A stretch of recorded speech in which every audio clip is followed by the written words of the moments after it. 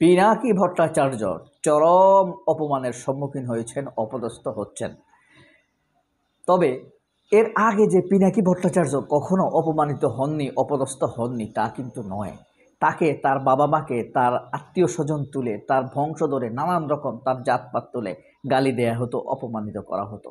বিশেষ করে আওয়ামী লীগের সরকারের সময় তো আর কথাই নেই। বিএনপি আসার পরেও বিএনপি পন্থী অনেক লোকই পিনাকি ভট্টাচার্য এবং ইলিয়াস হোসাইনকে নানান রকম অপমান অপদস্থ করেছেন। তবে কোনো কোনো অপমান অপদস্থ হওয়া মানুষের মর্যাদাকে বাড়িয়ে দেয়।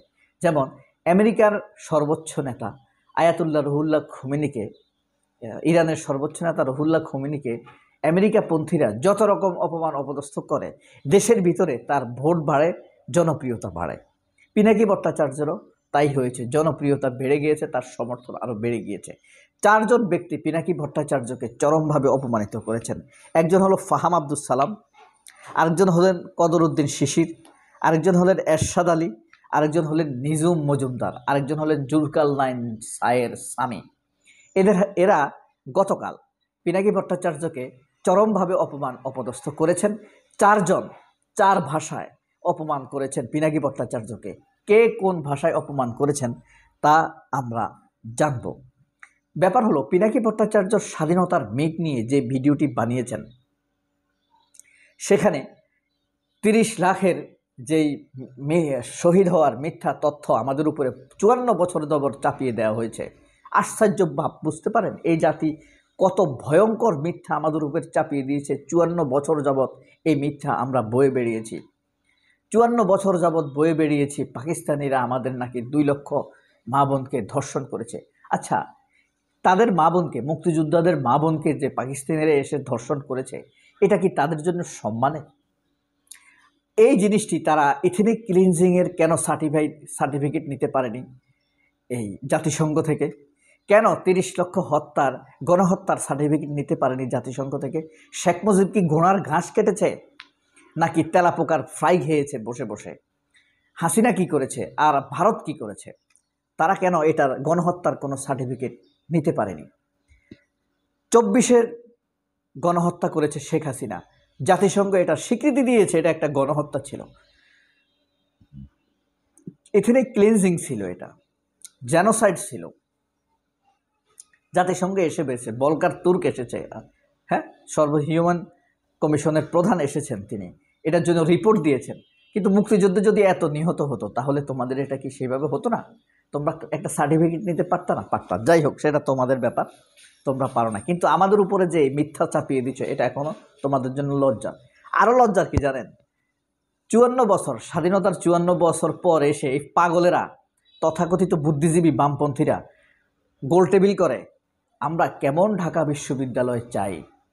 স্বাধীনতার 54 বছর হয়েছে, আর ঢাকা বিশ্ববিদ্যালয়ের প্রতিষ্ঠার 104 বছর হয়েছে, এখনও তারা গোলটেবিল করে আমরা কেমন ঢাকা বিশ্ববিদ্যালয় চাই। হাসতে ইচ্ছা করে না? যাই হোক, নিজুম মজুমদার দেখেন, প্রথমে এরশাদ নামের এক লোক বিএনপির পিনাকি ভট্টাচার্যকে নিয়ে কি বলেছে দেখেন। 1971 সালের সংখ্যা নিয়ে আমি যে ভিডিওটি বানিয়েছি, পিনাকি বলছেন, সেটা নিয়ে কেউ, আওয়ামী লীগের কোনো লোক চ্যালেঞ্জ দেয়নি। একটা লোক দিয়েছে, সেটা হলো নিজুম মজুমদার। সে লিখেছে, লক্ষ্য করে দেখেন, প্রথমে স্ট্যাটাস দিল যে কেউ চ্যালেঞ্জ দিক, চ্যালেঞ্জ গ্রহণ করব। এরপর সেটাকে সংশোধন করে দিল যে আওয়ামী লীগের কেউ চ্যালেঞ্জ দিলে হবে না, লীগ আসলে খেলবো না। এটা পিনাকি ভট্টাচার্য করছে। অর্থাৎ নিজুম মজুমদার বলতে চাইছে যে লীগকে পিনাকি ভয় পায়, নিজুমের এক ঝাটকায় উড়ে যাবে পিনাকি, যুক্তির ঝাটকায়। যাই হোক, যুক্তি চলুক, মারামারি না হোক। আমরা ফাহামের স্ট্যাটাসটা দেখব, তার আগে বলি পিনাকি এটার জবাব দিয়েছেন। 1971 সালে নিহত সংখ্যা নিয়ে আমি গতকাল যেই ভিডিও রিলিজ করেছি, বলেছি তা নিয়ে ফাহাম, শাহেদ, কদরউদ্দিন শিশির, ডেভিড বার্গম্যান যে কেউ আমার সাথে চ্যালেঞ্জে যেতে পারে। তো পিনাকি বলছেন, আমি কখনো বলিনি আওয়ামী লীগের সাথে চ্যালেঞ্জে যাব, ব্যক্তিগতভাবে যে কোনো কেউ আসতে পারে। তো যাই হোক, এই ছিল আপনার এই আওয়ামী লীগের যে বা ফ্যাসিস্ট বা ভারতপন্থীদের চ্যালেঞ্জ। এরপরে দেখেন আপনার জুলকারনাইন সায়ের স্বামী কি লিখলো, আমরা সেটা দেখি।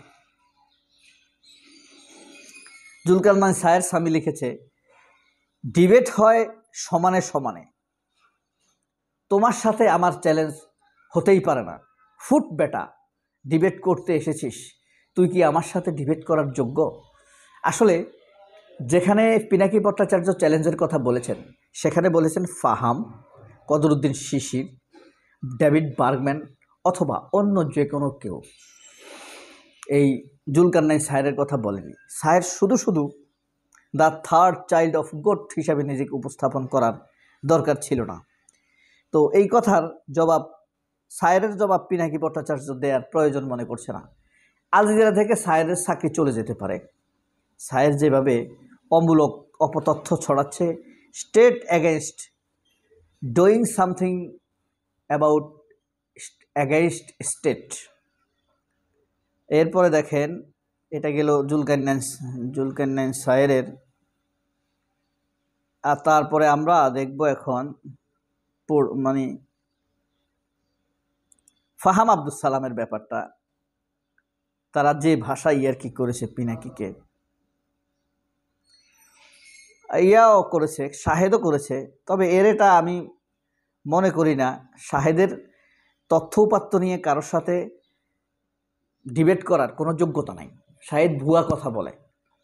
আমি এই বিষয়ে একটি কথা আপনাদেরকে শোনাবো। 2006 সালের এসিসিতে বাংলা, এটা হলো ফাহাম আব্দুল সালাম যেভাবে ইয়ার্কি করছে, বাংলা প্রথম পত্রের একটি সম্ভাব্য সৃজনশীল প্রশ্ন। এক, অনেকে জানে না যে টাইটানিকে দুইজন তাগড়া বাঙালি ছিল, উভয়ই অত্যন্ত উদ্যমী ছিল, পরিশ্রমী ছিল, তারা প্রচুর ভাত খেত। তো তারা, একজন ছিল খুব লম্বা, একজন ছিল বেটে। টাইটানিক যখন ডুবে যাচ্ছিল তখন তারা দুইজন মারপিট করছিল। একজন বলছিল যে মুক্তিযুদ্ধে 2000 জন মারা গেছে, আরেকজন বলছিল 30 লাখ মারা গেছে। প্রশ্ন, দুইজনের মধ্যে কে বোকাচোদা আর কে ফাকিং মরেন?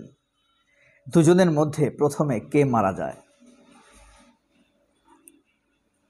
এখন কথা হলো, দেখেন, ফাহাম বলেন আর আহাম বলেন আর মির্জা ফখরুল বলেন আর নিজুম মজুমদারি বলেন না কেন, এরা কেউই পিনাকির এই কথা বলেনি যে তোমার তথ্য মিথ্যা, তোমার সাথে আমি তর্ক করতে চাই না, এ কথা বলেন। চ্যালেঞ্জ নিতে এরা পুরুষ না, কাপুরুষদের ইয়ার্কি। পিনাকির চ্যালেঞ্জ গ্রহণ করতে পারতো তারা তাদের একটি চ্যালেঞ্জ তথ্য দিতে পারত। আপনি ইয়ার্কি করে তো আপনার তথ্যের সমাধান করতে পারবেন না। এরপরে আপনি দেখেন আরেকজন লোক এখানে, এরশাদ নাবিল খান। আমি সবসময় সর্বোচ্চ শাস্তি হিসাবে মৃত্যুদণ্ডের বিপক্ষে। তিনি আমেরিকান, এটা ভাব দেখাইছেন আর কি, দীর্ঘদিনের স্বপ্ন। তবে স্বাধীন বাংলাদেশে মহান মুক্তিযুদ্ধের দৃষ্টতা দেখিয়েছে প্যারিসের ডাবল এজেন্ট, মানে পিনাকি ভট্টাচার্যকে কি বলছে? ডাবল এজেন্ট বলছে। তার মৃত্যুদণ্ড চায়। কে ফাঁসির মাধ্যমে বাংলাদেশের সবুজ জমিন কলঙ্ক মুক্ত হোক? পিনাকি ভট্টাচার্যের ফাঁসি চায় এরশাদ নাবিল খান। এ হলো বিএনপির লোক।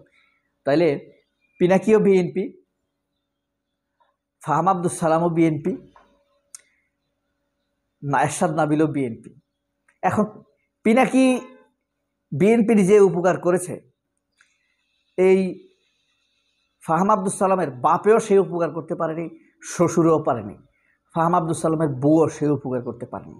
প্রথম আলো যখন অনবরত, ডেইলি স্টার, প্রথম আলো যখন তারেক রহমানের বিরুদ্ধে অপপ্রচার চালাতো, তখন পিনাকি সেগুলোর যুক্তিসঙ্গত জবাব দিত। সবাই অনেক ভালো থাকবেন। আল্লাহ হাফেজ। আসসালামু আলাইকুম।